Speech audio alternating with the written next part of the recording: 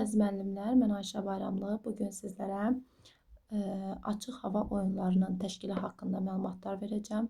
İndi gəlin mövzumuzun izahını dinləyək. Deməli, biz bilirik ki, bizim məktəbə qədər dövr uşağın həyatında ən vacib dövrlərdən biridir. Uşağın birbaşa bir şəxsiyyət kimi inkişaf etdiyi, formalaşdırdığı bir dövrdür. Buna görə də uşağın inkişafında açıq hava oyunlarının da rolu geniş şəkildə öz əksini göstərir. Bəs açıq hava oyunları uşaqlarda nələrə təsir göstərir? Açıq hava oyunları uşağın istər fiziki olsun, istər sosial-emosional cəhətdən olsun, istər idrakının inkişafında geniş şəkildə uşaqların inkişafına təsir göstərir. Eyni zamanda açıq hava oyunlarının təbiətlə əlaqəsini də vardır.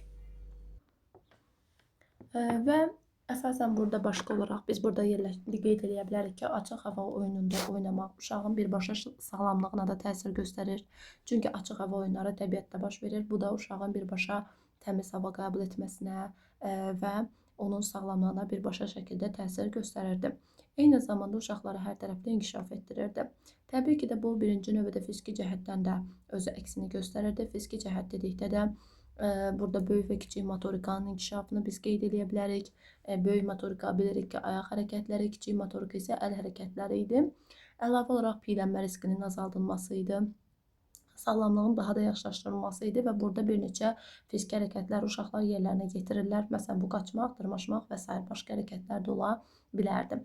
Eyni zamanda sosial-emosional cəhətdən də uşaqlarda əsasən empatiya nə deməkdir müəllimlər? Hansı ki, özünü başqasının yerinə qoya bilməkdir. Yəni, bəzən qarşı tərəf kədərlənirsə, sən də onun kimi kədərlənə bilirsən, onu başa düşə bilirsən, sevincinə də şərik olmağı bacarırsan.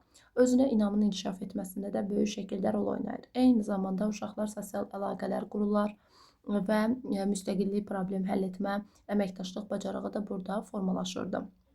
Eyni zamanda təbiətdə oynanan oyunlar birbaşa uşaqlarda stres azaldırdı və emosional davamlılığı da artırırdı.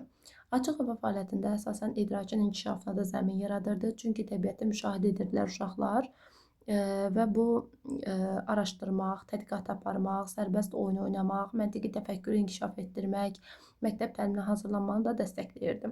İndi gəlin bir cəhətdən də fiziki inkişafa, sosial-emosional, idraki inkişafa yenidən toxunaq. Biz dedik ki, motor bacarıqlarını inkişaf etdirirdi. Motor dedikdə böyük və kiçik motorika idi. Hansı ki, bu riskli oyunlar, yəni böyük və kiçik motorikanı inkişaf etdirir, tarazlığı və koordinasiyanı inkişaf etdirirdi. Uşaqlarda fiziki aktivlik yaradırdı, fiziki fəalllığı artırır, piylənmə riskini azaldırdı. Dözümlük göstərirdi. Bəzən dözümlük iki hissədə özünü göstərir, sosial-emosionalda da dözümlük var. Eyni zamanda fizikidəki dözümlük. Fizikdə dözümlük hər hansı bir maneəni keçən zaman, yəni belə deyim də, dözümlü ola bilmək, yəni güclü ola bilmək mənasındadır. Sosial-emosionaldakı dözümlük nə isə bölüşə bilməkdir. Yəni daxilən sən dözümlüsən ki, məsələn, ən sevdiyin oyuncağı başqasına verə bilirsən. Budur dözümlük. Sosial-emosional inkişaf sahəsi dedikdə də burada bayaq da qeyd etdiyim kimi özünə inam formalaşırdı, müstəqilliyi artırdı, psixoloji cəhətdən dayanıqlığı artırdı, uğursuzluqla üzləşməyi, empatiya qurmağı, yenidən başlamağı, yenidən cəhd etməyi öyrənirdi. Qorxu ilə mübarizə var burada, çünki bəzən riskli vəziyyətlərdə qorxularını idarə etməyi, öz emosionlarını tənzimləməyi də öyrənirdilər.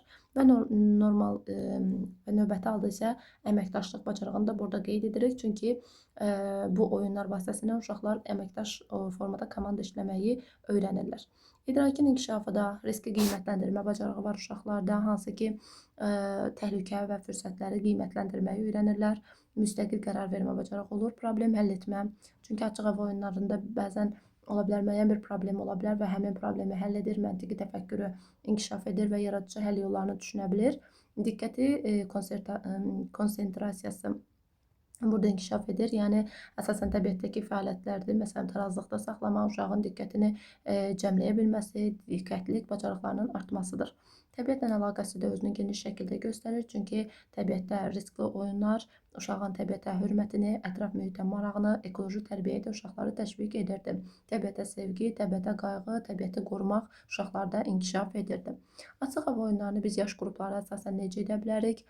Bunu yaş qrupları üzrə uyğunlaşdırılması, ümumiyyətlə, hər bir fəaliyyət, istər hansı fəaliyyət olur olsun, burada yaşın nəzərə alınması çox böyük əhəmiyyət daşıyır.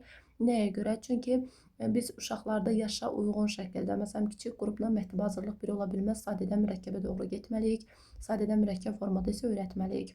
Açıq hava oyunlarında yaşa nəzərən 1-2 yaş dövrü biz həmişə qeyd edirik ki, bu daha çox sensor dövrdür. Yəni sensor yönümlü, daha çox uşaqların sensor təcrübələrinin olduğu, kəşf etmə dövrü, əşya manipulyativ fəaliyyətin olduğu bir dövrdür. Ona görə də sensor yönümlü bir dövrdür. Sadə təhlükəsiz oyunlar burada olmalıdır. Məsələn, yarpağa, quma, suya toxunmaq. Baxın, bu toxunma özü uşaqlarda sensor təcrübə və tərbiyəni inkişaf etdirirdi. Yəni uşaqlar artıq yavaş-yavaş təcrübələr qazanmağa başlayırdılar. Və burada əsasən aşağı hündürlükdə tarazlığı inkişaf etdirən oyunlardan yumşaq zəmin, yaxın nəzarət olan yumşaq zəmində yüngül yuvarlanma, yəni daha çox sadə məzmunlu oyunlardan istifadə olunurdu. Növbəti olaraq 3-4 yaş qrupunu qeyd edirik. 3-4 yaşda biz bilirik ki, artıq uşaqlar arasında 3-4 yaşdan əməkdaşlıq oyunları da bu dövrdə başlayır. Ona görə də 3-4 yaş sosial və əməkdaşlıq oyunlarına da artıq üstünlük verilir. Məsələn, biz bunu 1-2-də və 2-3-də qeyd etməyəcəyik. Niyə görə? Çünki orada hələ sosiallaşma, əməkdaşlıq qurmaq tam yoxdur. Sosial keçid 2-3-də özünü göstərir, amma tam uşaqlar sosiallaşıb əməkdaşlıq qura bilmirlər. Məsələn, zibil toplama, təbiətdə xəzinə axtarışı, rəng axtarışı, qrup gəzintisi, kiçik təpədən yuvarlanma və sabit maneələr üzərindən addımlama, yəni bu kimi belə deyim, maneələr uşaqlarda belə deyim, özünü göstərir.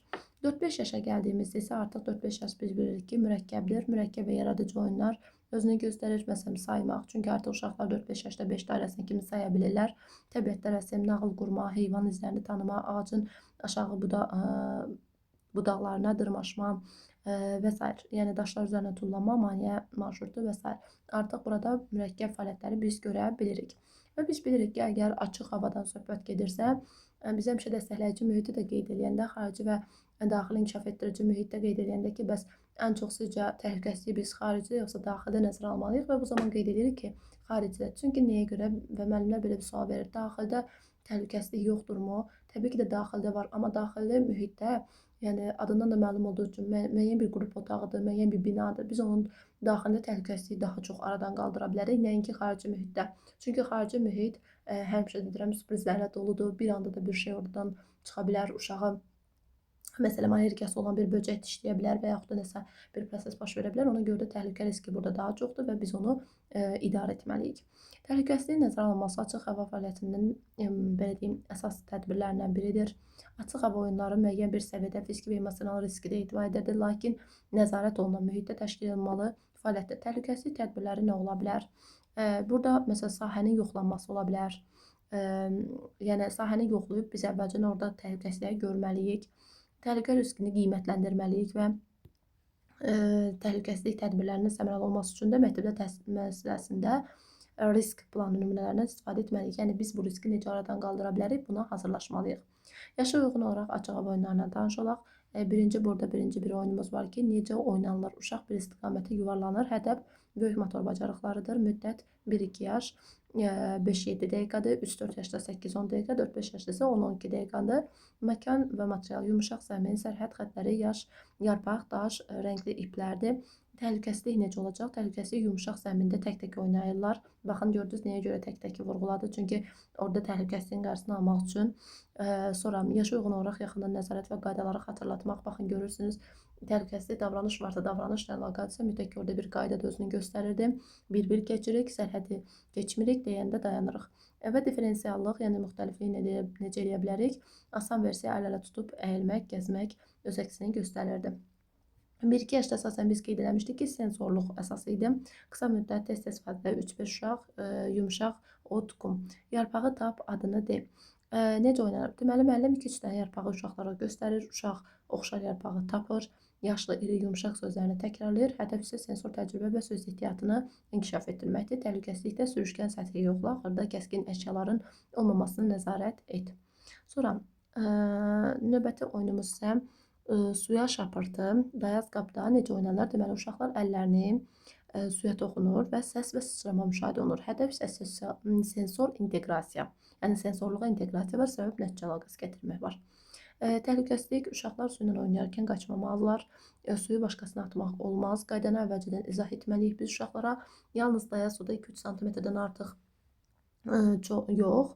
Uşaqların qolunu çəkməliyik yuxarı hissəyə, paltarları islanmasın, məkan yeri sürüşkən olmamalıdır. Oyun bitdikdən sonra isə uşaqların əlləri, ayaqları dəsmal və salfetlə dərhal qurudulmalıdır. Növbəti oyunumuz isə toxun və get, mini marşrut. Necə oynanılır? Deməli, hamar, daş, şam qozası, yarpaq zolağı boyunca addımlanır. Hər stansiyaya toxunur burada. Hədəf də böyük motor və tarazlıq bacarığını inkişaf etdirməkdir.